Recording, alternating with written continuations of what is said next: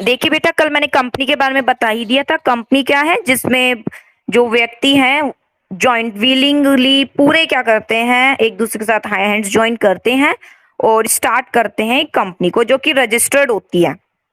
ठीक है, इसका एक्ट बता दिया था मैंने, 1956 है जो पुराना वाला था। लेकिन फिलहाल अब जो प्रेजेंट में चल रहा है वो कौन सा है, 2013। तो ये आपको याद होना चाहिए। अब जो एक्ट है इसका 2013 है, और लेकिन जो पुराना वाला एक्ट था वो क्या था, 1956। तो ये आपको याद होना चाहिए। फिलहाल अभी एक्ट कौन सा चल रहा है, 2013। लेकिन अगर इसका पुराना एक्ट भी पूछा जाए तो कौन सा एक्ट है वो है 1956। तो इसके बारे में मैंने आपको बता दिया था। कंपनी क्या है इसके बारे में डिस्कस कर चुके थे। कंपनी के आगे फीचर्स क्या है एक बार फिर रिपीट करा देती हूँ शॉर्ट में, कि सबसे पहले feature, incorporate association of person, यानी पूरे रजिस्टर्ड है। रजिस्टर्ड नहीं तो कंपनी नहीं। ठीक है, तो रजिस्टर्ड होती है ये कंपनी, इनकॉर्पोरेट होते हैं। जब तक रजिस्टर नहीं होता तो हम कंपनी नहीं कह सकते। कंपनी एक्ट यानी अब जो चल रहा है वो 2013 के अंतर्गत क्या होनी चाहिए, वो रजिस्टर्ड होनी चाहिए। कोई एक सिंगल व्यक्ति जो है कंपनी को नहीं बना सकता। वैसे इसका भी प्रावधान है। ठीक है, ये सारा बेटा जो आप सारे कॉन्सेप्ट पढ़ रहे हैं, जितनी भी आप डिटेल पढ़ोगे अभी फिलहाल इस लेसन में, इसमें आप प्राइवेट के बारे में पढ़ोगे। ठीक है, इस यूनिट में पब्लिक कंपनी के बारे में पढ़ोगे। इसका ज्यादा कंटेंट आपको मिल जाएगा। प्राइवेट कंपनी और पब्लिक कंपनी के बहुत कंटेंट आपको मिल जाएगा। आप काफी इस पे डीप स्टडी कर सकते हो। ठीक है, आपके जो बुक में गिवन है, क्योंकि पुराने समय से, जो पुराने टाइम से जैसे था वैसे गिवन है। लेकिन अभी एक टॉपिक भी आपको मिलेगा यहाँ पर, 1 पर्सन कंपनी। ठीक है, यहाँ वैसे तो लिखा हुआ है कि no single individual can form a company. ठीक है, कोई एक सिंगल इंडिविजुअल कंपनी को फॉर्म नहीं कर सकता, बना नहीं सकता। ठीक है, वो सही कह रहा है, 1956 के अकॉर्डिंग था ये। लेकिन अब 2013 के अकॉर्डिंग ये भी प्रावधान कर दिया गया है कि एक पर्सन भी क्या कर सकता है, कंपनी को चला सकता है। कल मैंने नहीं बताया था। ठीक है, क्योंकि धीरे धीरे ही इनके बारे में बताया जाएगा। एक साथ ही बता देते हैं तो सब कुछ कंफ्यूजन हो जाती है। ठीक है, इसलिए मैंने यहाँ पे फीचर दोबारा इसलिए करा रही हूँ ताकि एक दो तो जो पॉइंट मैंने जानबूझकर कल नहीं बताया आज मैं वो क्लियर कर दूं। क्योंकि अब ये टॉपिक हमारे शुरू होने वाले हैं, तो कहीं ना कहीं फिर आप कहोगे मैंने यहाँ फीचर में ये लिखा हुआ था, यहाँ ये है, इसलिए मैं अभी यहाँ क्लियर कर रही हूँ। जहां जो पॉइंट क्लियर करने की जरूरत होगी मैं हैंड टू हैंड जिस वक्त जरूरत होगी उस वक्त कर दूंगी। तो यहाँ पर इसलिए जैसे यहाँ लिखा हुआ नो सिंगल, तो वैसे तो ठीक है, ये लाइन बिल्कुल ठीक है। 1956 के अकॉर्डिंग प्राइवेट और पब्लिक कंपनी होती थी और उसमें एक सिंगल मेंबर कभी भी कंपनी को स्थापित नहीं कर सकता था। ठीक है, लेकिन 2013 का जब एक्ट आया तो ये आया ही इसलिए, कुछ अमेंडमेंट इसलिए किया गया, एक्ट 2013 इसलिए आ गया 1956 के प्लेस पर, क्योंकि अब जरूरत होने लगी कि भाई अगर कोई एक पर्सन है, वैसे तो 2 पर्सन मिलकर कंपनी को शुरू कर सकते हैं, लेकिन फिर भी 2 पर्सन मिलकर क्या कर सकते हैं, कंपनी को शुरू कर सकते हैं। यहाँ पर बेटा संख्या भी बता दी गई थी, minimum number of 7 person can form a public company. ठीक है, minimum number of 2 person can form a private company, ये सब संख्या थी। फिर भी चलिए, अगर कोई 2 व्यक्ति एक साथ मिलकर काम करना चाह रहे हैं तो 2 पर्सन मिल गए तो कंपनी तो बन ही गई, चाहे वो कौन सी बन गई, प्राइवेट कंपनी बन गई। ठीक है, लेकिन अगर मान लीजिए कोई एक ही पर्सन वो चाह रहा है कि मैं कंपनी ही बनाऊं, ठीक है, मैं कंपनी स्थापित करना चाहते हो। वैसे तो 1 पर्सन मतलब हम कहते हैं सोल ट्रेड होता है। 1 पर्सन मतलब क्या होता है, उसका कोई बिजनेस है तो हम कहेंगे सोल ट्रेड है। वो सोल ट्रेड तो बेटा वो तो कोई रजिस्टर्ड होता नहीं है। लेकिन एक पर्सन कह रहा है कि मैं तो अपनी कंपनी बनाना चाहता हूँ, वो उसको रजिस्टर्ड करना चाहता हूँ, तब वो कंपनी का रूप आएगी, वो उसे रजिस्टर्ड करना चाहता हूँ।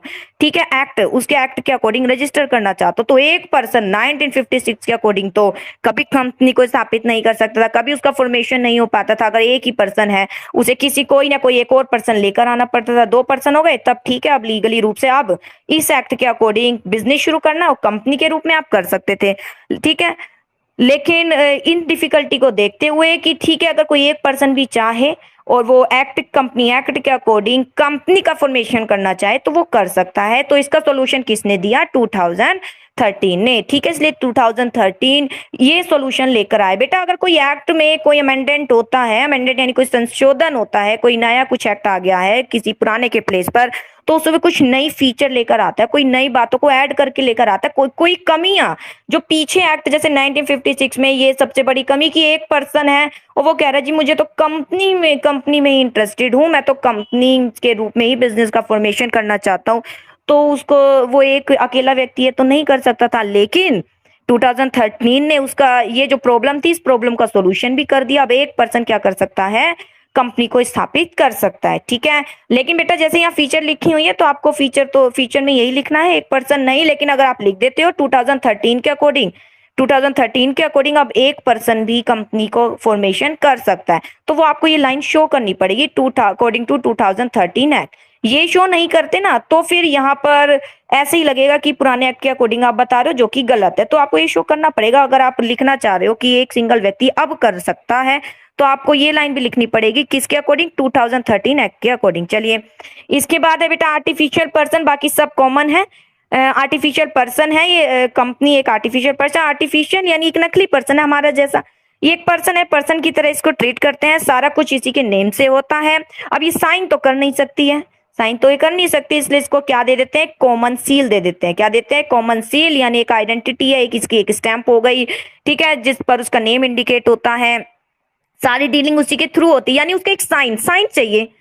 ये एक आर्टिफिशियल पर्सन है, ये क्या है, एक आर्टिफिशियल पर्सन है, ठीक है। इसको आर्टिफिशियल पर्सन बोला है। अब हम जो पर्सन है, हमसे कहा जाए साइन करो जी, हम तो साइन कर दोगे, चलो ये मैंने साइन कर दिया। ये कंपनी है, कंपनी कहाँ से साइन करेगी, वो हम, हालांकि लॉ ने कहा है, कानून के अकॉर्डिंग उसको एक आइडेंटिटी मिली है, कंपनी को बोला जाता है एक आर्टिफिशियल लीगल पर्सन है, यानी कंपनी एक पर्सन है लेकिन आर्टिफिशियल पर्सन है।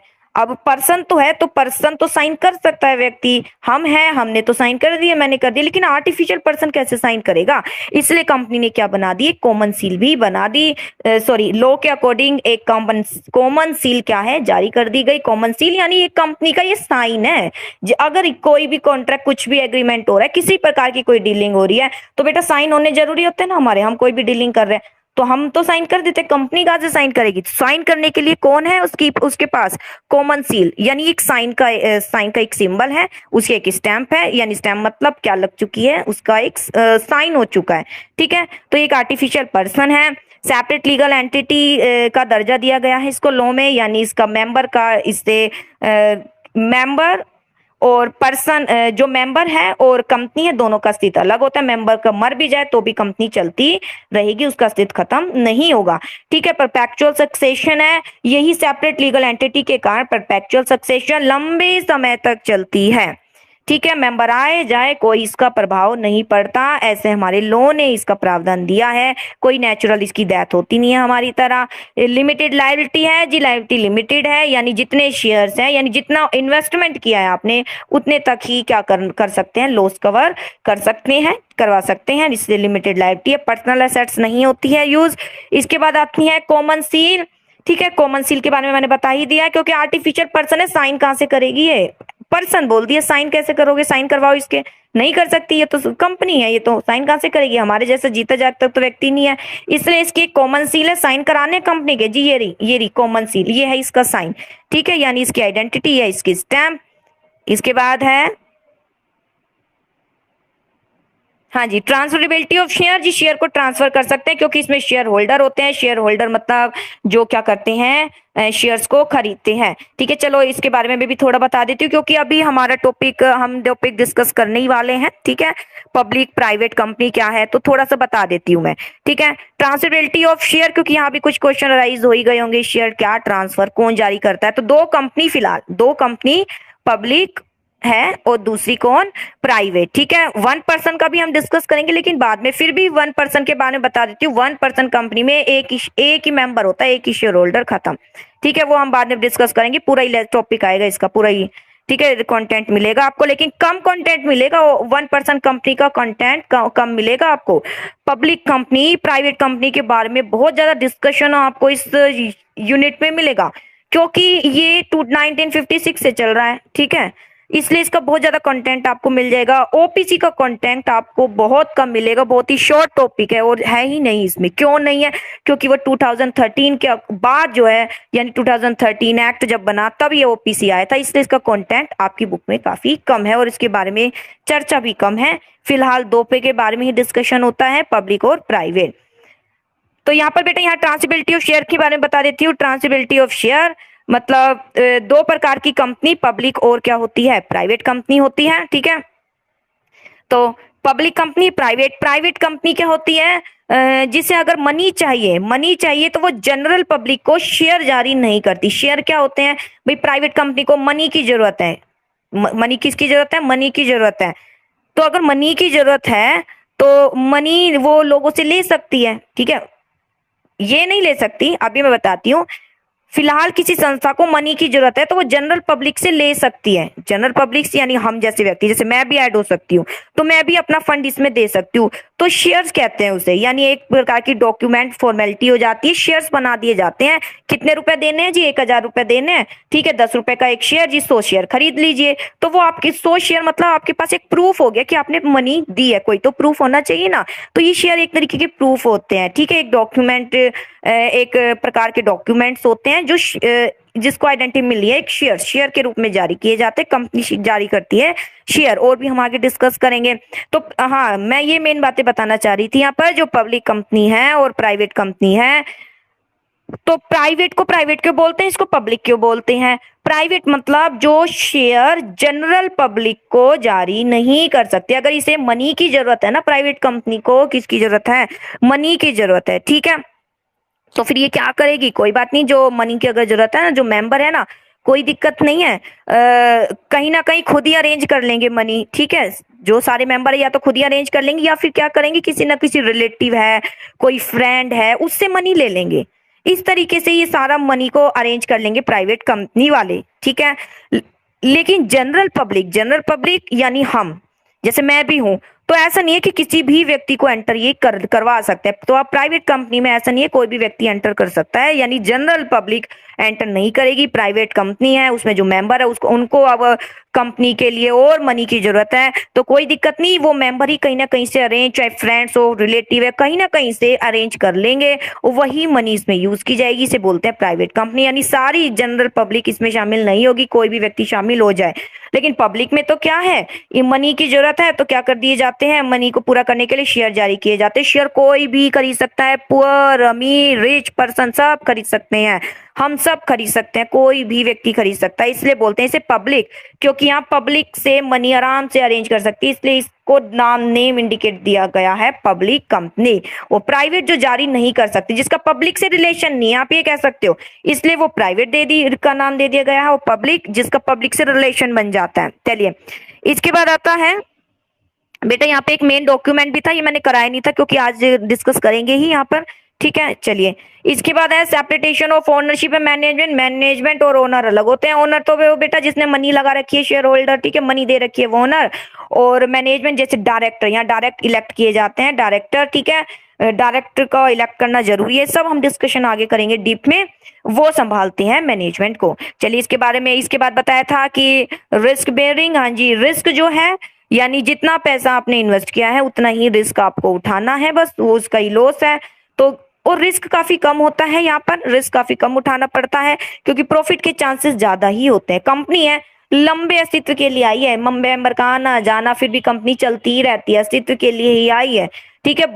इसका अंत होना बहुत ही डिफिकल्ट हो जाता है, जैसे सोल ट्रेड अंत हो जाएगा, ऐसा नहीं है इसका कि अंत हो जाए, इसलिए कहीं ना कहीं रिस्क कम होता है। चलिए, अब बेटा हम फिलहाल टॉपिक आज हम यहाँ से डिस्कस करेंगे, इवैल्यूएशन ऑफ कंपनी ऑर्गेनाइजेशन। देखिए, the company organization has attaining an important place because of various limitation of sole trade and partnership, ठीक है। कंपनी ऑर्गेनाइजेशन क्यों अस्तित्व में आया, क्योंकि बेटा सोल ट्रेड और पार्टनरशिप में बहुत ही लिमिटेशन थी, सब डिस्कस कर चुके हैं। अनलिमिटेड लायबिलिटी थी, मैनेजरियल कैपेबिलिटी का अभाव था, लैक ऑफ कैपिटल था। In order to evaluate it is important to study the merit of limitation of company. अब कैसे इवैल्यूएट करेंगे, कैसे इसका मूल्यांकन करेंगे, यानी कैसे इसके मेरिट डिमेरिट बताए, इसके कुछ बातें बताइए, बस इसके बारे में कुछ पॉइंट बताइए जिसके कारण कंपनी का फॉर्मेशन लाभदायक होता है। किससे, अगर हम डिस्कस भी कर ले, सोल ट्रेड और पार्टनरशिप से, तो कैसे इसको इवैल्यूएट करेंगे, ठीक है। मूल्यांकन कैसे करेंगे, मूल्यांकन यानी इसका वेरिफिकेशन कैसे करेंगे, जांच पड़ताल कैसे करेंगे, यानी अंतर कीजिए, वो हो जाएगा इवैल्यूएशन। तो अंतर में कुछ पॉजिटिव बातें आएगी, कुछ नेगेटिव। पॉजिटिव मेरिट में आ जाएगी, कुछ नेगेटिव भी निकल कर आएगा क्योंकि अंतर तो कर ही रहे हैं, डिफरेंस तो हम कर ही रहे हैं सोल ट्रेड पार्टनरशिप से, तो डिमेरिट्स भी निकल कर आएगी। चलिए, अब मेरिट की ओर बात करते हैं यहाँ पर। तो सबसे पहले आता है मेरिट क्या है कंपनी ऑर्गेनाइजेशन के, तो लिमिटेड होती है liability, the share holder of the company are liable to pay the, यह ध्यान दीजिएगा आगे ये क्या लिखा हुआ है, the share holder of the company are liable to pay the uncalled up amount of the share purchase by them.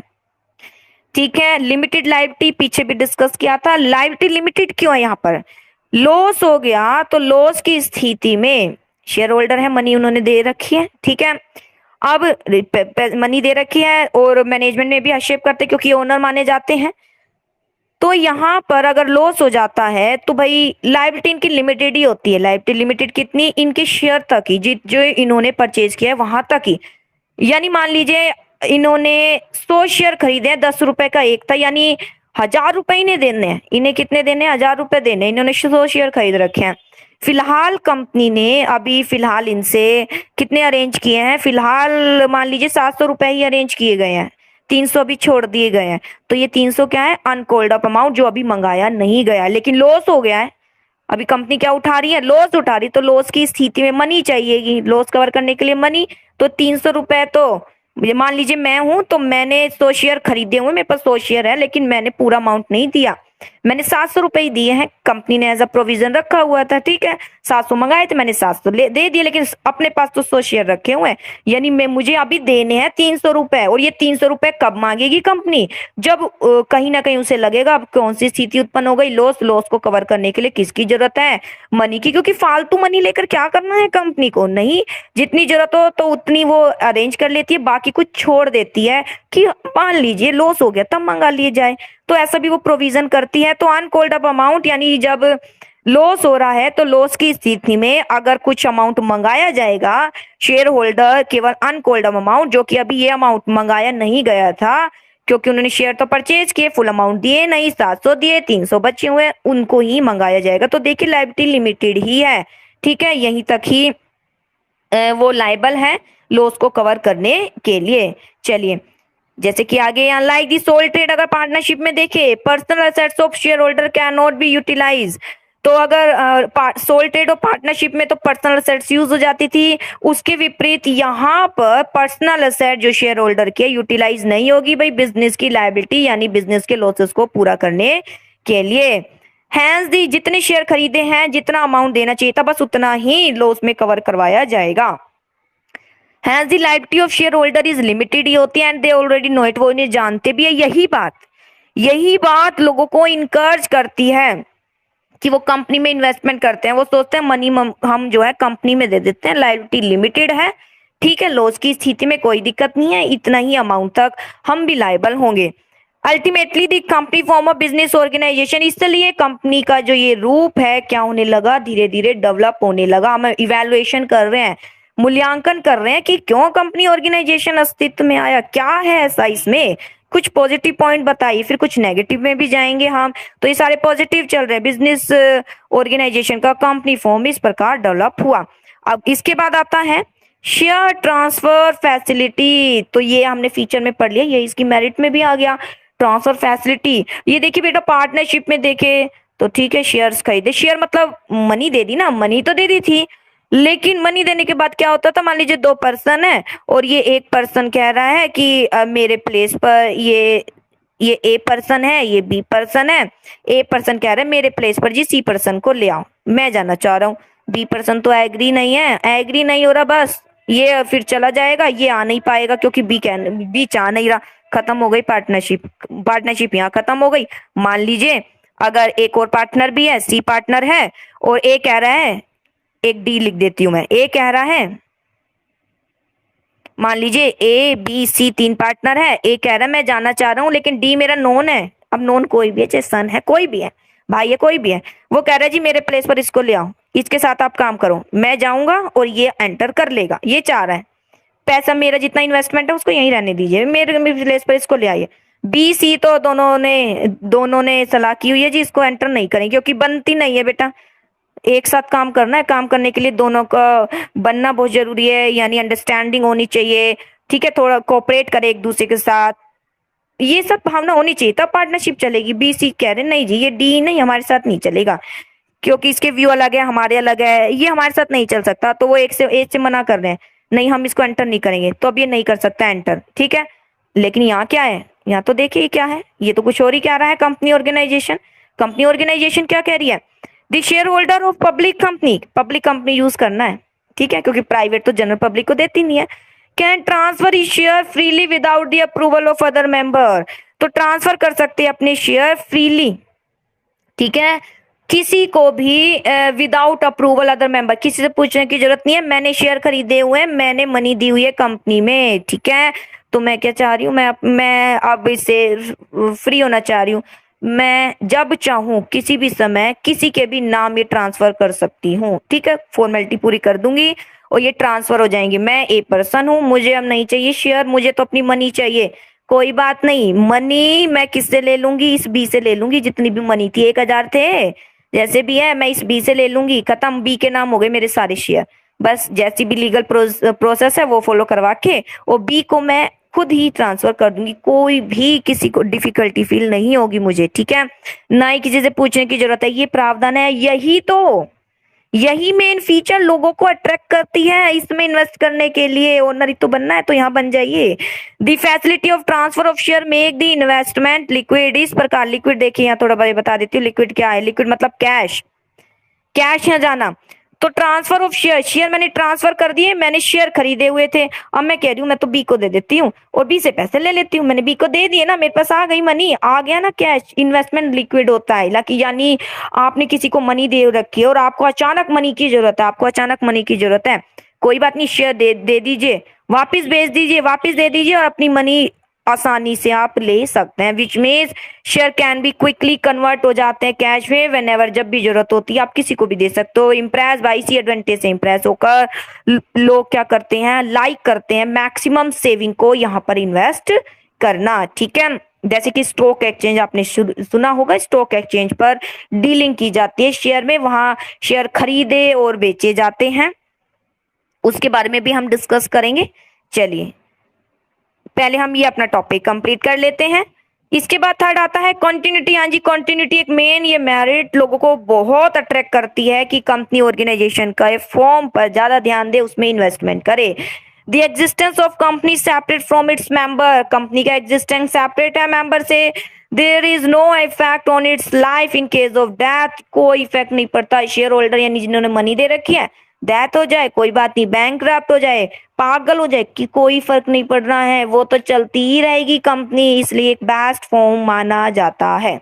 आगे scope for growth and expansion, scope तो है ग्रोथ एंड एक्सपेंशन का क्योंकि लार्ज लेवल पर चलती है ये। There is every possibility of growth and expansion in the company, हर प्रकार की यहाँ पॉसिबिलिटी होती है, ग्रोथ एंड एक्सपेंशन बना होता है, ठीक है, इन दी ग्रोथ और एक्सपेंशन। चलिए पहले इसको बता देती हूँ, ग्रोथ क्या है, एक्सपेंशन क्या है। ग्रोथ मतलब बेटा यानी वस्तु को प्रोडक्शन, कंपनी क्या करेगी, कंपनी प्रोडक्शन ही तो करती है, और क्या है, कंपनी का कार्य प्रोडक्शन करना है, यानी मोबाइल मैन्युफैक्चरिंग करना है, कोई भी मैन्युफैक्चरिंग करना है, यही तो कंपनी है, ठीक है, कोई ना कोई प्रोडक्शन तो कर रही होगी। तो स्कोप फॉर ग्रोथ, ग्रोथ मतलब प्रोडक्शन कैपेसिटी क्या हो जाना, इंक्रीज हो जाना। मान लीजिए एक दिन में 10,000 यूनिट बना रही है, अब उसकी प्रोडक्शन कैपेसिटी इंक्रीज हो गई है, डिमांड ज्यादा हो रही है, 15,000 उससे टारगेट पूरा करना है, ये कहते हैं ग्रोथ। मतलब हम कहेंगे कि वस्तु के प्रोडक्शन से लिया जाता है, ठीक है, जीडीपी से लिया जाता है, 10th में पढ़ा होगा आपने जीडीपी। तो और इसके बाद आता है एक्सपेंशन, एक्सपेंशन यानी विस्तार, विस्तार यानी थोड़े लो लेवल पर थी, ठीक है, लेवल थोड़ा लो था, अब थोड़ा और हाई लेवल जा रहा है, ठीक है। मान लीजिए एक ही स्टेट में था, हरियाणा में ही चल रही थी, अब एक और स्टेट में जाके अपने पैर कर रही है, ठीक है, या फिर केवल हमारे इंडिया में ही थी, अब कहीं ना कहीं दूसरे देशों में अपने पैरों को फैला रही है, अपने दूसरे देशों में फैला रही है, इसे बोलते हैं एक्सपेंशन, ठीक है। यानी अब अगर उस हम बिजनेस को देखेंगे, उस कंपनी को देखेंगे, उसका रूप इतना नहीं, इतना दिखाई देगा, इतनी वो फैली हुई दिखाई देगी, उसे बोलते हैं एक्सपेंशन, ठीक है। जैसे मान लीजिए हमारा स्कूल है, तो पहले बिल्डिंग देखिए काफी शॉर्ट थी, अब हम देखें तो बिल्डिंग भी इंक्रीज होती जा रही है, बिल्डिंग बढ़ गई, उसे बोलते हैं एक्सपेंशन, ठीक है। और लैंड भी बढ़ती जा रही है, देखे तो लैंड पहले कम थी, लैंड भी कहीं ना कहीं बढ़ती ही जा रही है, आसपास के एरिया परचेज किए जा रहे हैं, तो ये सब कहलाया जाता है एक्सपेंशन। और ग्रोथ को हम प्रोडक्शन कैपेसिटी से डिनोट कर देंगे। हर प्रकार की पॉसिबिलिटी होती है ग्रोथ एंड एक्सपेंशन की, कंपनी बिजनेस ऑर्गेनाइजेशन है, बिकॉज सफिशिएंट या कैपिटल होता है, मैनेजमेंट कैपेबिलिटी होती है क्योंकि डायरेक्टर अपॉइंट किए जाते हैं, लिमिटेड लाइबिलिटी भी होती है, बिफोर बेनिफिट, लार्ज स्केल पर बिजनेस आप चला सकते हो। लार्ज स्केल पर बिजनेस चलाने का मतलब देखिए क्या लिखा हुआ है, लार्ज स्केल पर बिजनेस चलाने का मतलब लार्ज मात्रा में आप रॉ मटेरियल परचेज कर रहे होंगे, ठीक है, जैसे आप अकाउंट में पढ़ते हैं प्रोडक्शन करने के लिए रॉ मटेरियल चाहिए होगा। जब लार्ज लेवल पर प्रोडक्शन करोगे तो लार्ज लेवल पर आपको इकोनॉमी मिलेगी, इकोनॉमी मतलब डिस्काउंट मिलेगा बेटा। जब एक साथ कोई इकट्ठी वस्तुएं खरीदते हो तो डिस्काउंट मिलता है, नहीं मिलता है जी, मिलता है, ठीक है। जैसे कि आप मान लीजिए पूरे साल की फी एक साथ ही, पूरे साल का एक साथ ही क्लियर कर देते हैं, शुरुआत में ही क्लियर कर देते हैं, तो आप सामने वाले से क्या कहोगे, अमाउंट, यही तो कहोगे जी पूरे साल का अमाउंट मैं आज ही क्लियर कर रहा हूँ, ठीक है, आज ही क्लियर कर रहा हूँ तो मुझे तो डिस्काउंट दो, वो देगा ही डिस्काउंट। तो सीधी सिंपल सी बात है, जब लार्ज लेवल पर बिजनेस चलता है तो लार्ज मात्रा में प्रोडक्शन होता है, लार्ज मात्रा में रॉ मटेरियल, तो लार्ज मात्रा में क्या होता है, आपको डिस्काउंट मिलेगा, यानी it reduce per unit production. बेटा जब रॉ मटेरियल सस्ता मिलेगा, डिस्काउंट मतलब कम में मनी में मिल गया, तो प्रोडक्शन कॉस्ट भी क्या हो जाएगी, कम हो जाएगी, क्योंकि सस्ता रॉ मटेरियल, कहीं ना कहीं खर्चा कम हो गया, और कंज्यूमर को हम अच्छी क्वालिटी दे पाएंगे चीप रेट पर। क्या दे पाएंगे, चीप रेट पर अच्छी क्वालिटी। कब, जब लार्ज स्केल पर प्रोडक्शन होगा। और जब कम हो रहा है तो बेटा कोई डिस्काउंट की कोई खास फैसिलिटी नहीं मिलती। बेटा जब लार्ज लेवल पर कर रहे हो तो हम बड़ी मात्रा में प्रोडक्शन रॉ मटेरियल भी लेंगे, बेटा हमें क्या मिलेगा, ट्रेड डिस्काउंट तो मिलेगा, और अगर हम कैश पेमेंट भी इजिली कर देंगे तो हमें कैश डिस्काउंट भी मिलेगा। अब ये इसके बारे में बता देती हूँ, ट्रेड डिस्काउंट और कैश डिस्काउंट क्या है। बेटा ट्रेड डिस्काउंट तो सबको मिलता है, ठीक है, ट्रेड डिस्काउंट मतलब जितना भी रॉ मटेरियल की कितनी आप यूनिट खरीद रहे हो, इस यूनिट के बाद तो आपको ट्रेड डिस्काउंट मान लीजिए 10% तो मिलना ही है, ठीक है। लेकिन फिर एक कैपेसिटी, एक जो है ऑप्शन होता है, अगर आप टाइमली पेमेंट कर देते हो, ठीक है, कैश आपने तुरंत दे दिया, तो आपको क्या भी मिलेगा, कैश डिस्काउंट भी मिलेगा। मान लीजिए 10% कैश डिस्काउंट भी मिल गया, तो देखिए 10% तो पहले मिल ही रहा था, 10% वैसे ही कम देना पड़ा था, अब कैश डिस्काउंट देने से 10% अब हमें मनी और कम देनी पड़ रही, कितना ज्यादा डिस्काउंट मिल गया, देखिए 10 और 10। तो इसे बोलते हैं इकोनॉमी, और ये कब मिलती है, जब लार्ज स्केल पर प्रोडक्शन चलता है।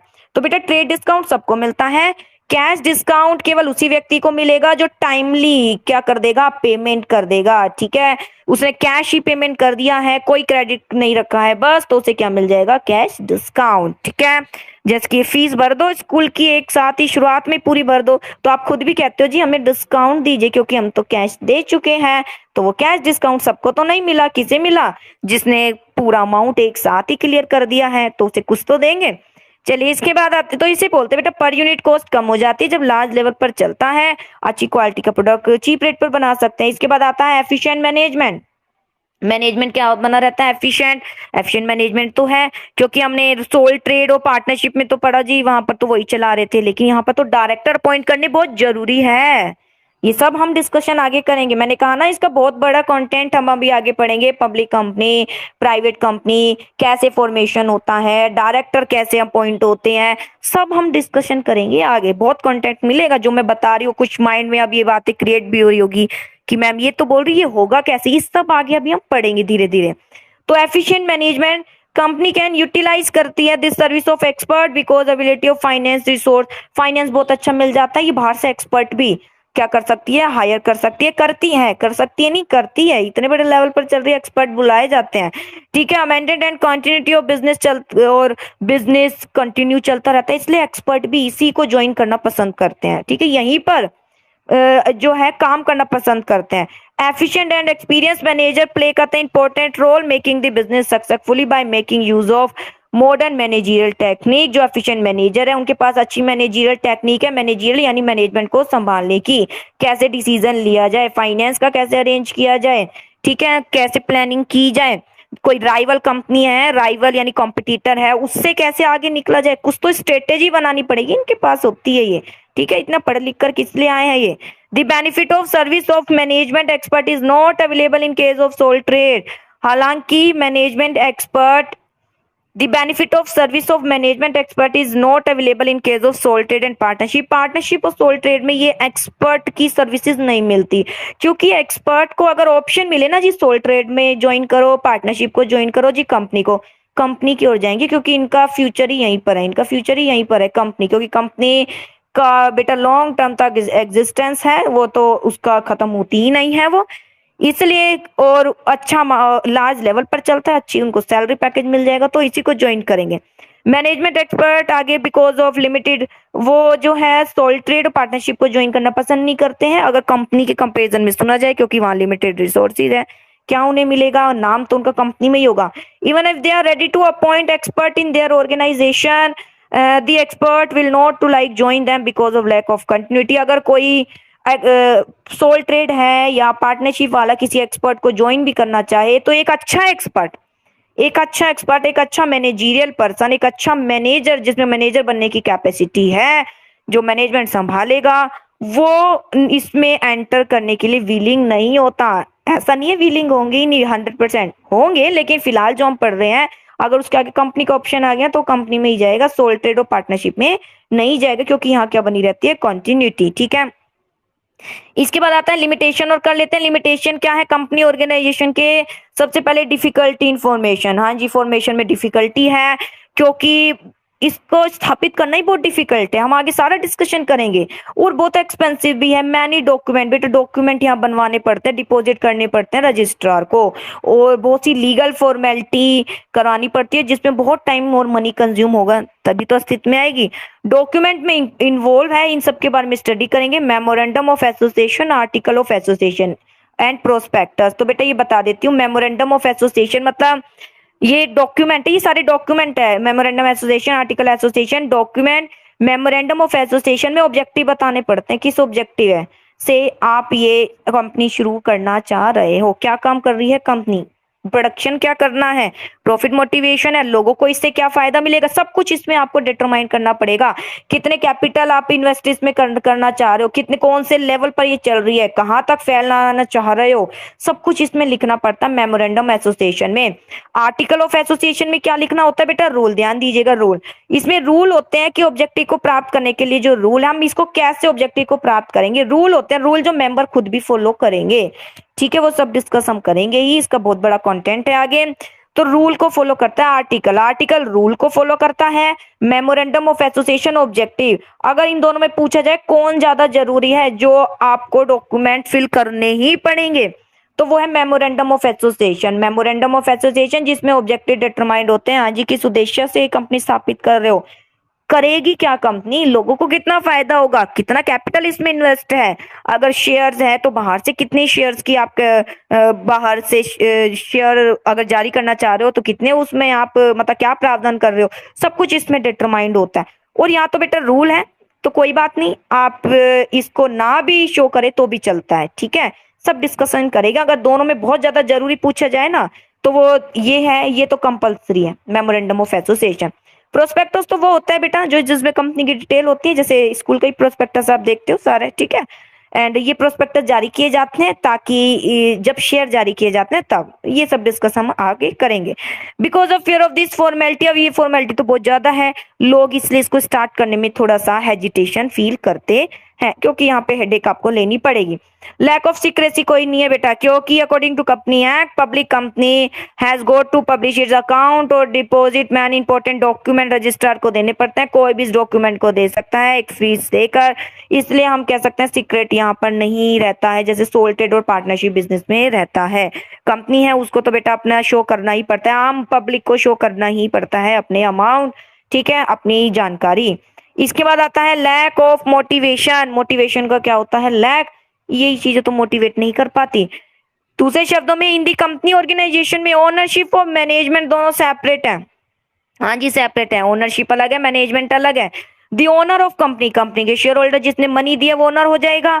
ठीक है, hand over the management of company to a few share holder who are called director. देखिए क्या है, तो डायरेक्टर कौन भी हो सकता है, देखें, the owner of company shareholder hand over the management of company to a few shareholder who are called director। तो जो शेयर होल्डर तो बहुत सारे होते हैं, ठीक है, इन्फिनाइट होते हैं, और जो मैनेजमेंट होते हैं कंपनी का, फिलहाल पब्लिक कंपनी के बारे में बात की गई है यहाँ पर सारी, ठीक है, प्राइवेट के बारे में अभी डिस्कस करेंगे।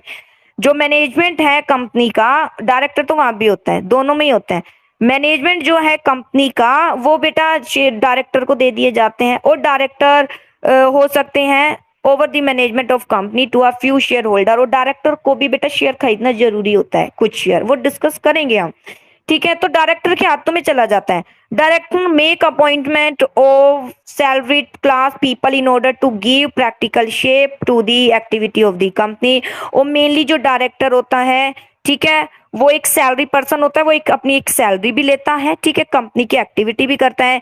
These person certainly can not work with that interest. अब ये भाई सैलरी लेगा, डायरेक्टर कौन होगा?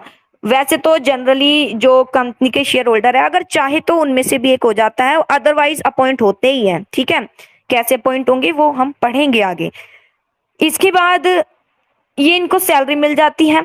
ये पर्सन जब ये सैलरी मिलती है तो बेटा सैलरी के उद्देश्य से ही काम करेंगे। अगर देखा जाए बेटा, मेरा खुद का व्यवसाय है, मैं हूँ सोल ट्रेड में, मेरा खुद का व्यवसाय है, मैं बहुत लगन से काम करूंगी क्योंकि मेरा खुद का व्यवसाय है। ये सैलरी ले रहा है, इसको सैलरी से मतलब होगा, करेगा काम बढ़िया, ऐसी बात नहीं काम नहीं करे, काम तो इसको बढ़िया करना पड़ेगा क्योंकि ये क्या है, डायरेक्टर है। लेकिन फिर भी लिमिटेशन तो कुछ बनानी है, तो कहीं ना कहीं इंटरेस्ट और enthusiasm with honour themselves in don't sole trade and partnership. अगर पार्टनरशिप और सोल ट्रेड के कंपैरिजन में देखें, कहीं ना कहीं इसका इंटरेस्ट और जो उत्साह है कम होता है, किससे? सोल ट्रेड और पार्टनरशिप से। ठीक है, इसलिए कहीं ना कहीं मोटिवेशन का अभाव हो जाता है, क्योंकि ये कहीं ना कहीं एम्प्लॉय के रूप में ही है, एक तरीके से उसकी आइडेंटिटी बनी हुई है, इसी तरीके से इससे मोर एफिशिएंट रूप से कार्य नहीं करता वो। ठीक है, इसके बाद आता है एक्सेसिव गवर्नमेंट कंट्रोल। गवर्नमेंट का तो बहुत ज्यादा कंट्रोल होता है, यही इसकी ड्रॉबैक है, क्योंकि गवर्नमेंट का बहुत ज्यादा रेस्ट्रिक्शन होती है, डे टू डे एक्टिविटी, अनेक प्रकार की लीगल फॉर्मेलिटी पूरी करनी होती है। ठीक है, और ऑडिट, गवर्नमेंट कंपल्सरी ऑडिट यानी अंकेक्षण, जो डेटा है अकाउंट के वो भी पब्लिश करने होते हैं, एनुअल अकाउंट प्रिपेयर करनी होती है। चेक दी ग्रोथ ऑफ, कहीं ना कहीं कंपनी का ग्रोथ इससे डिफिकल्टी हो जाती है गवर्नमेंट के कंट्रोल के कारण। सिमिलरली इससे डिफिकल्ट हो जाता है इसके ऑब्जेक्टिव, और ये देखिए क्या है, it is difficult job to change the objective. Difficult भी हो जाता है अगर इसका ऑब्जेक्टिव चेंज करना हो, कुछ हमें कुछ और अलग करना हो, और एडिशन करना हो, कंपनी को कोई और रूप देना हो, तो वो भी डिफिकल्ट हो जाता है उसको देखना। मान लीजिए स्टील है, स्टील से अब हम ऑटोमोबाइल पर आ रहे हैं, कहीं ना कहीं किसी पर भी आ रहे हैं, वो कहीं ना कहीं कुछ चेंजेस करना हो, डिफिकल्ट हो जाता है। गवर्नमेंट का कंट्रोल फिर बनेगा।